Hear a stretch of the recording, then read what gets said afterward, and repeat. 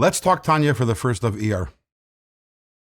In yesterday's Tanya, we spoke about two levels of love, the Ava Rabbah, the great love, and the Avas Olam, the smaller love, the love which is a product of contemplation of God's greatness. And yesterday we spoke about two differences between these two loves. The greater love, number one, is a gift from God, and number two is characterized by pleasure and experiencing intimacy with God, whereas the lower level of love, what we call Avas Olam, that is, number one, it is not a gift from God, it is a product of our work. And number two, it is not characterized by pleasure and experiencing the intimacy, but rather by the desire to connect to God. And today the Alter Rebbe tells us about a third difference between these two loves. The first love, the higher love, the greater love, only can be experienced by someone who, as the Alter Rebbe describes, is shalem biyira, which means has perfected the art of the awe of God.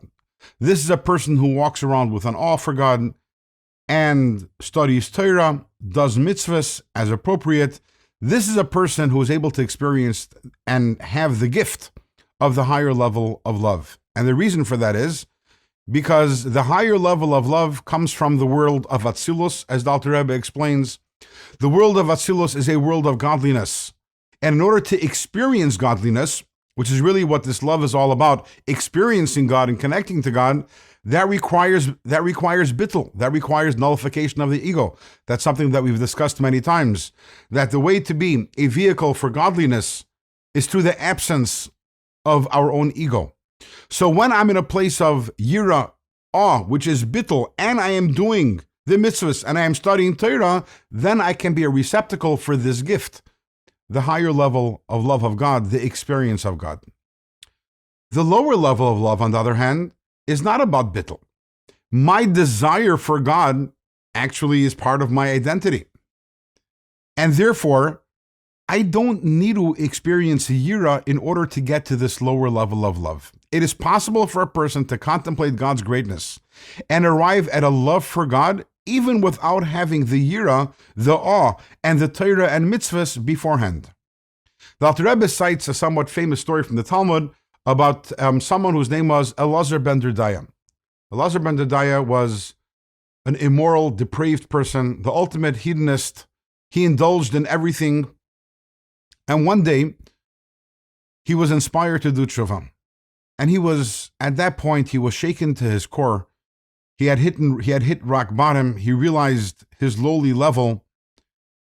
And he developed such an intense love for God at that moment, such a desire for God to connect to God, that he literally died. His soul departed his body because he couldn't handle that tremendous love that he was having and experiencing at that moment.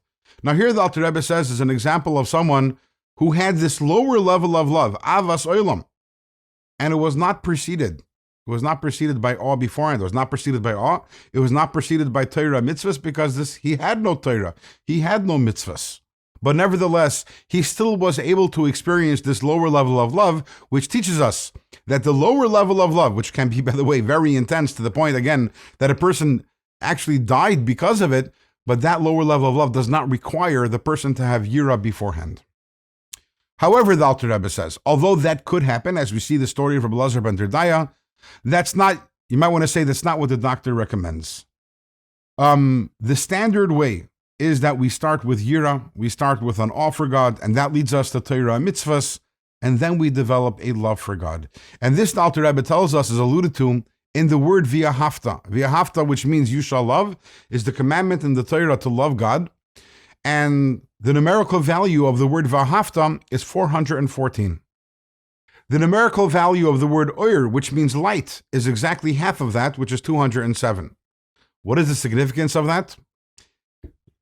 To love God is to experience a certain light.